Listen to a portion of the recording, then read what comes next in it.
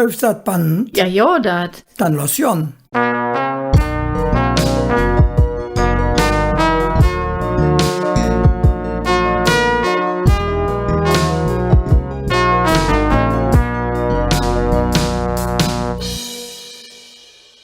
Dag Hermann. Dag Caroline. Dag Lev Lückscher zu Hus und unterwegs. Schön, dass ihr da seid. Und heute ist es ganz besonders schön, weil man zu so einem Anlass, wie wir jetzt haben, auch wirklich viel Besuch brauchen kann. Wir haben nämlich Geburtstag. Das heißt, wir als Podklav haben Geburtstag. Ich habe ja sonst im März Geburtstag und der Hermann im Juli. Aber als Podklav haben wir jetzt Geburtstag. Ja, sind wir dran. Es hat ja echt viel Spaß gemacht und ich habe den Eindruck, der ein auf andere hat sich auch ganz gut amüsiert und hat vielleicht auch das ein auf andere Neue erfahren. Also von der Reaktionen konnte man merken, manchmal, wenn der Hermann von früher erzählt hat, aus den 40er, 50er Jahren, dann haben wir auch Reaktionen gekriegt, dass uns Leute geschrieben haben und auch noch erzählt haben, wie es früher gewesen ist. Und dann, ja, wird ja auch noch aus der Kölschen Geschichte und das ein auf andere für drüber nachzudenken und auch der Besuch, den man hatte. Das hat echt viel Spaß gemacht. Was machen wir auf so einem Geburtstag? Wir haben überlegt, dass wir die Frauen, die wir sonst nur an der Besuchsstelle, uns jährige Siggi stellen können, damit ihr uns noch ein bisschen besser kennenlernt und wir uns jährige Siggi vielleicht auch. Das ist eine gute Idee. Da lassen wir direkt damit anfangen. Die erste Frage. Was ist für dich typisch Kölsch? Vielleicht hast du ein Beispiel. Es gibt ganz viel, was typisch Kölsch ist, aber was mir echt gut gefällt, ist die kölsche Art zu sagen, däh. Ein Beispiel. Ja, das ist doch ein Beispiel genug. Du kannst da jede so eine Witz von, Ja, ne? okay. Also, das ist ein Witz. Uns Marie, 10 Jahre vorher, nix. Uns Maritzebel, einmal ob der Kirmes. Däh. Wenn Das war das däh. nicht typisch Kölsch ist. Und was ist für dich typisch Kölsch? Ja, das Kompliment auch wieder nicht. Der Kölsche verspricht viel und wenn man Glück hat, dann hält er auch das. Jedenfalls ist es ehrlich gemeint, wenn er das Versprechen tut. Das ist eins von der Kölsche Siege, wir haben noch viel mehr, aber das sprengt hier der Rahmen. Und was hast du jähen an Köln? Oh, ja, das ist ein Gefühl. Köln, das ist ein Gefühl. Entweder du hast es gehen, mit all seinen Fehlern, all seinen Schattensiegen, oder du hast es nicht gehen. Wir haben Köln gehen für sie gemüht. Und das Gemüt gut natürlich von den Menschen her. Und was hast du gehen an Köln? Ich kann mich eigentlich nur anschließen, so wie du es gesagt hast, das Gemüt. Das ist ganz schwierig zu beschreiben. Also auf jeden Fall uns kölsche Sprache und die Menschen hier in Köln, wo es alles ein bisschen legerer und ein bisschen entspannter ist, wie man das sonst in Deutschland hat. Dritte Frage, jetzt fangen ich uns mit Fragen an. Welche Kölsche, tut auf lebendig, tätst du gern ins Treffen? Das ist eine schwere Frage. Das ist ein ganzer Rutschlück, die ich schön treffen tät. Also 3 könnte ich mir vorstellen, wo ich einfach nicht weiß, wer. Ich tät uns gern der Agrippa treffen. Der Agrippa, der praktisch Köln gegründet hat. Ja, wie der Ubier hier angesiedelt hat, das wäre uns interessant. Und der hat ja auch in Rom das Pantheon gebaut, also das ist eine Kölsche und eine Römer. Und das wäre echt interessant. Und wenn ich mir auch noch vorstellen könnte, wäre Agrippina. Das ist natürlich vielleicht ein bisschen gefährlich, wenn ich dem nicht in der Grand Pass, vielleicht werde ich dann direkt so verjeft oder so. Aber ich wäre ganz interessiert zu wissen, was es eigentlich so seht über seine Jung, also über den Nero und über seine der Kaiser Claudius. wie das gewesen ist, mit dem bei ihr zu sind, das war so ein Gespräch von Frau zu Frau. Oh, ja. Und der dritte, ich kann mich schlecht entscheiden, der dritte könnte ich mir vorstellen, wäre auch der Kaiser Konstantin. Also jetzt nicht nur, weil er die Brücke noch Dux hat bauen lassen und auch Dux überhaupt gegründet hat. Es wäre auch interessant zu wissen, was der sich da wirklich bei gedacht hat. Ob der wirklich Christ geworden ist, weil es ihn interessiert hat, oder ob der das nur gemacht hat, für das ganze römische Reich zusammenzuhalten. Also da könnte man eine ganz lange Verzell mit dem machen. Und es wäre auch deshalb interessant, weil man mit denen ja wüsste, wie man sich unterhalten könnte. Die haben ja kein Kölsch gesprochen, aber ein bisschen Latin. Und das kräte man ja vielleicht noch parat auf die Kölsch verstanden. Also ich glaube, das tät nicht fluppe. Und so ist man ganz sicher, dass es mit denen Jod ging. Und do wird jetzt do treffen? Oh, da gehen ja auch Ausweg zurück, mindestens bis 1241. Und zwar komme ich drauf, der Jakob Werner, ne Einzelkölsche, der hat die Dombausache auf Kölsch geschrieben. Und die haben hier den Spielschatz in Engelbeit auf Kölsch dann auch gespielt. Und ich darf der Dombaumeister Gerard spielen, bis zu singen bittere Eng, wo vom Gerüst gefallen, gestürzt wurde ist oder sonst wie. Das tät mir am Herzen liegen zu fragen, liebe Meister Gerard, das gewaltige Bauwerk. Allein die Kreuzblume, die unten steht, mit 9 Meter Höhe. Und wie kann man 1248, wo die Technik noch so bescheiden war, so ein gewaltig Werk in Angriff nehmen, ohne direkt am Anfang zu verzweifeln. Ich glaube, das würde ganz toll die Gespräch. Leider können wir nicht mehr fragen. So sind wir ob das, was übergeblieben ist, selbst die 2 Kuhhäute, wo drauf eingezeichnet ist, der Plan vom Kölsche Dom. Und dann ist der Fantasie auch viel Raum gegeben. Das wäre ja echt interessant, auch zu hören, wie das wirkliche Wesen ist. Ich meine, dem Frank Schätzing, sein Buch ist ja interessant, aber oft, der da wirklich raff gefallen ist, auf einer neu geholfen hat, wenn man den noch fragen könnte man das ja auch rausfinden. So ist es. Das wäre schön. Ich weiß ja nicht, hätte der Kölsch geschwart oder was hätte der gesprochen? Das ist schwer zu sagen.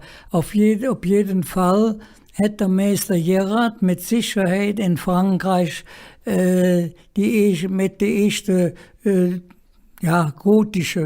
Gotik wird ja noch nicht als Bezeichnung, aber die erste von der gotischen Dome waren ja in Frankreich zu finden. Und ob er da Französisch gesprochen hat oder ich weiß es nicht. Ich muss gestehen, vielleicht kann man das in einem Buch nachlesen, aber ich weiß es echt nicht. Wo würdest du dich engagieren? Wie es jetzt alt gedon wird, wann du Oberbürgermeister hier in Köln wirst? Oh, das ist eine schwere Frage. Die Oberbürgermeisterin, die tät mit Sicherheit das, was sie kann. Und es ist nie genug, Ich denke jetzt spontan an das Opernhaus. Ob das noch uns fertig wird, ob ich es noch erlebe, ist eine Frage. Was tät ich da besser machen?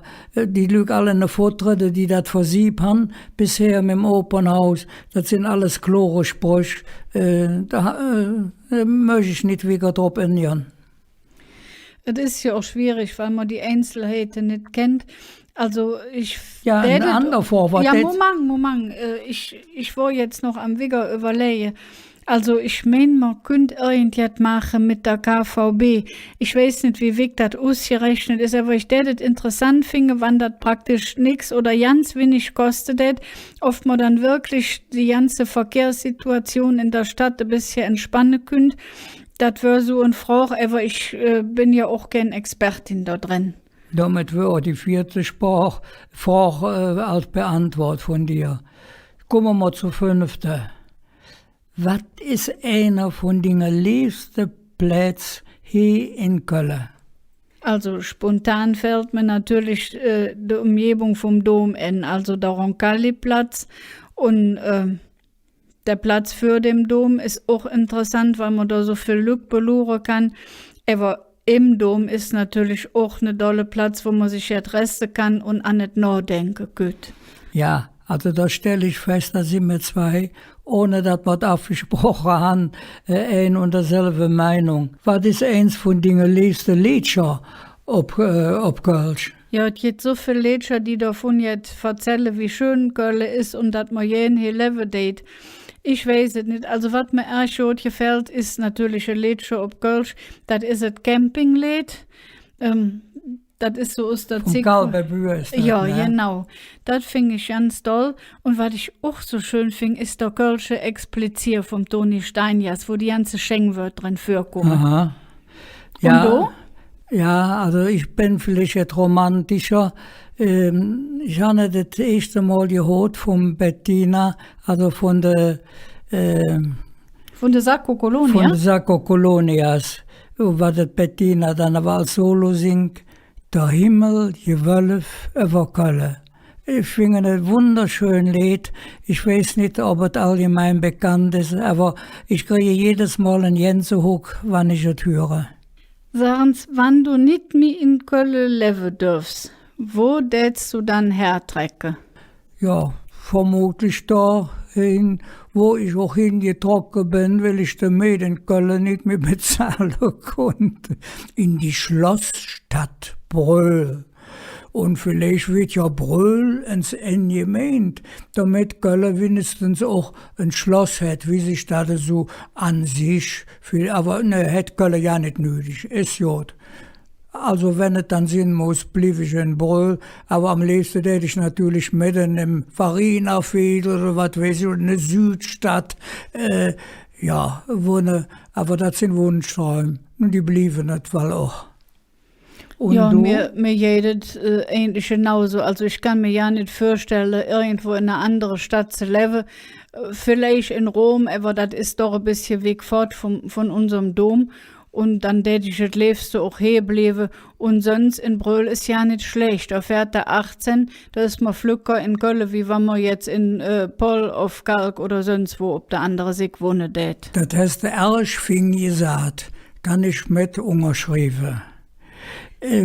Weißt du dann noch, was du Rosenmontag für 2 Jahre getan hast, wo du da warst? Da war ja die Corona schon mitten im Gang, ne?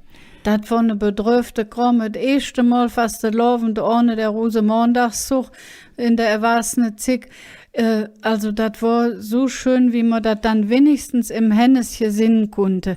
Es hat mir so viel Spaß gemacht, es war richtig für zu kriechen und zwischendurch noch, wo sie auch so freundlich wie sie waren, nach Düsseldorf gesendet haben und da alles gefilmt haben, das hat mir auch gut gefallen. Es war in der Familie, waren wir alle hinein und hatte auch die Bude ein bisschen geschmückt und haben lecker jetzt zu müffeln und zu süffeln gehabt und haben das Beste draus gemacht, auch ein bisschen mit Fastelovensklidage, weil wir hoffen, dass so jetzt nicht mehr so oft passieren muss.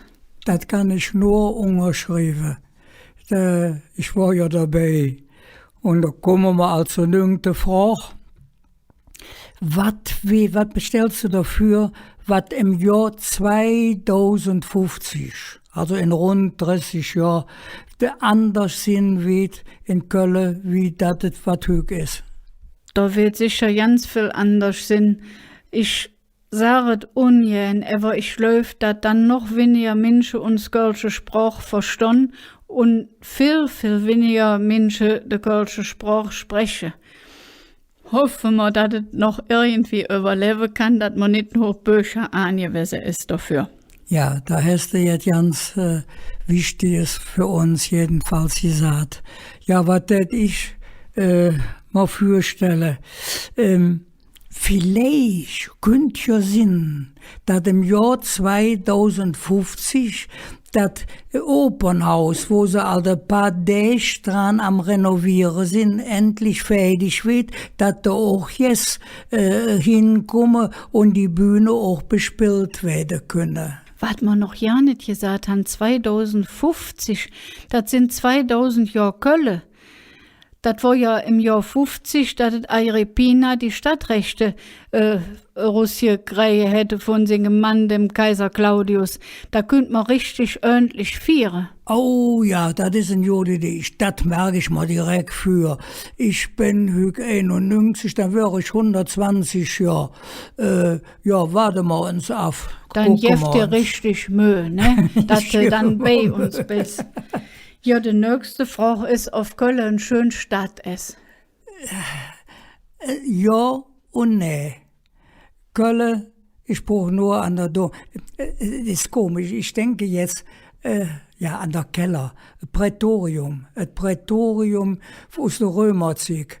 Was das für ein gewaltiges Bauwerk ist. Man konnte es besichtigen, ist leider jetzt geschlossen. Das ist schön. Der Dom ist natürlich außer Weltkonkurrenz. Es gibt ja kein schönere Kirche wie der Kölsche Dom. Das für mich jedenfalls. Und auch für viele andere, denke ich mal. Aber eine schöne Stadt. Gut, der Breslauer Platz, der war ja jahrelang wirklich ein Baugrube und ein Schauplatz. Und der haben sich ja richtig ordentlich, sachlich parat gekriegt. Aber eine schöne Stadt ist es deshalb nicht, aber es ist eine Stadt mit Gemüt. Und ich möchte in keiner anderen Stadt leben. Da kann ich mich direkt anschließen. Manchmal, wenn man so durch kleine Straßen läuft, für ein Beispiel, ich weiß ja nicht, wie die heißt, die Parallelstraße zur Schilderjas, da möchte man direkt fotografieren und sagen, Lev Lückscher im Stadtrat heben muss jetzt getan werden. Und so jedes viel, was man noch ändern kann. Aber es ist wirklich, wie man so durch die Stadt läuft, wenn man sich vorstellt, dass da als für 2000 Jahre die Römer lands gelaufen sind, da kriegt man Gänsehuck und vielleicht ist es, man hätte nicht, dass man das sieht, dass es wirklich eine schöne Stadt ist, aber nicht so, dass sie in irgendeinem Prospekt so abgladuniert wird, wie andere deutsche Städte hier in der Nöde. Es ist aber einfach jetzt für das Hetz. So ist es. Und da bin ich mal bei der nächsten Frage. Ja, genau. Du kriegst Besuch von einem, der noch nie in Köln war. Ein Mensch im mittleren Alter, Besuch für einen Tag. Was möchtest du dem sagen von Köln? Alles, was schön ist. Das ist natürlich, man hat es halt erwähnt, in einem anderen Zusammenhang, es ist unser Dom. Wenn ich von Brühl nach Köln fahre und habe irgendwie die Zeit, dann setze ich mich ganz ruhig in der Dom. Und da bin ich daheim. Und lass mir dann die Jahrhunderte passieren, wo nichts passiert ist, wo gebaut wurde ist. Und dann ja nicht Lanz, der Ring, die Bastei, Zintmetes, auch all die romanische Kirchen. Und, das ist aber ein bisschen viel, ne? 12 romanische Kirchen, du hast Besuch von einem Mensch, der eine Tag hier in Köln ach ist. Ja, hast recht, ich war halt wieder am Fantasieren. An einem Tag hat man ja nicht so viele Möglichkeiten. Ja. Eine romanische Kirche, welche das ja dann aussuchen? Ja, also eine Besonderheit ist natürlich Zintirion mit seinem Dekagon. Nach, soviel ich weiß, ist es die einzige Kirche nördlich der Alpen, die das Zehneck, Dekagon, hat. Und das ist, hat natürlich auch viel Geschichte und man muss sich nicht wohlfühlen in ihrer Region, das tue ich nicht, bin ich ehrlich drin. Aber es ist das ist jetzt ganz besonders. Und ganz besonders finde ich persönlich Maria im Kapitol. Ist an sich komisch, ne? Kapitol ist heidnisch, aber Maria ist christlich. Und da kann man auch sehen, wie der Kölsche leger ist, wie er leben und leben lassen kann. Ja, die Kirche ist ja da gebaut worden, wo die Römer auch alte Tempel hatten. So ist das ja nicht verkehrt. So ist aber die Kombination finde ich schon, also der Dom sowieso. Und dann der Weg durch die Altstadt. Vielleicht könnt man auch groß Zentimeter noch beloren. Wenn man da die Treppe raufgeht, da sieht man ja auch, das war das vorher ja von den Häusern, die Schüre, die da abgebaut wurden, oder der Platz für zu trainieren.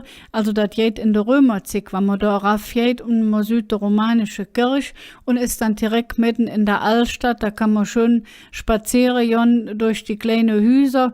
Und dann ob der Aldermatt und der Heumatt, da ist viel zu sehen. Von wegen Römerzug, da fällt man natürlich spontan an Poplitius-Denkmal, was so privat ja mit viel Mühe und Finesse aussieht waren. Und das Germanische Museum ja, muss leider schon restauriert werden. Aber man kann es von außen immer noch sehen, auch mit dem tollen Mosaikboden von dem Speisesaal, auch von den Römern, wenn ich es richtig im Gedächtnis habe, so aus dem 3. Jahrhundert ist das, kann man auch noch von draußen besinnen. Ach ja, jetzt komme ich nicht schwade. Der Tag hat ja noch 24 Stunden. Ja, und abends könnte ich mir vorstellen, wenn die Leute das all gesehen haben und dann wieder nach Haus fahren möchten, sind die richtig froh, dass sie noch ein bisschen Kölsch hören können und dass es unser Podcast jetzt all Jahr geht. In dem Sinn, liebe Lügscher, sind wir froh, wenn ihr uns treu blieb und wir hören beim nächsten Mal wieder erinnern, ob es noch eine Besuch gibt oder was wir sonst noch zu erzählen haben. Tschüss.